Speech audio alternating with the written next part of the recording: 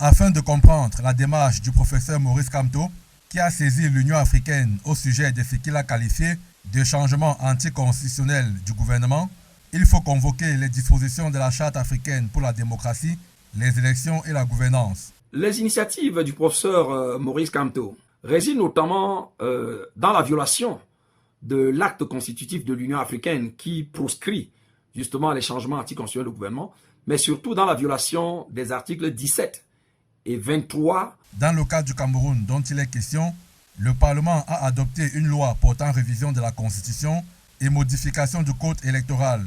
La loi promulguée par le président de la République institue ainsi le poste de vice-président. Problème?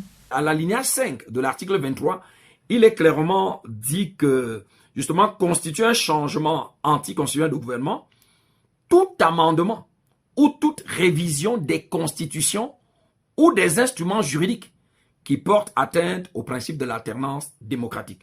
Donc, on a changé la constitution au Cameroun, mais vous voyez qu'on a également modifié les dispositions du code électoral pour permettre à des élus de se maintenir au pouvoir au-delà du mandat qu'ils ont reçu du peuple. Et voilà précisément ce que dénonce le professeur Maurice Kamto.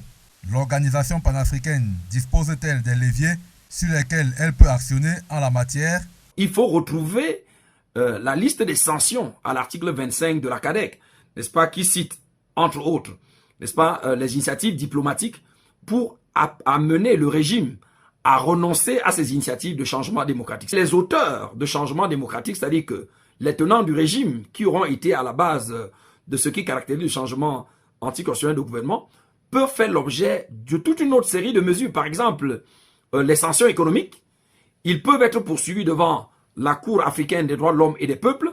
Toutefois, l'épée de Damoclès de la souveraineté des États peut remettre en cause de possibles agissements de l'Union africaine. Le respect de la souveraineté impose donc à l'Union africaine le respect du principe de la non-ingérence dans les affaires intérieures des États membres.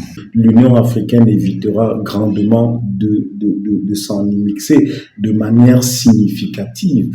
Cela créerait un précédent qui pourrait être perçu comme une menace à la souveraineté même des États membres. En tant qu'acteur majeur de l'opposition camerounaise, Maurice Kamto estime être dans son rôle à l'Union africaine d'apprécier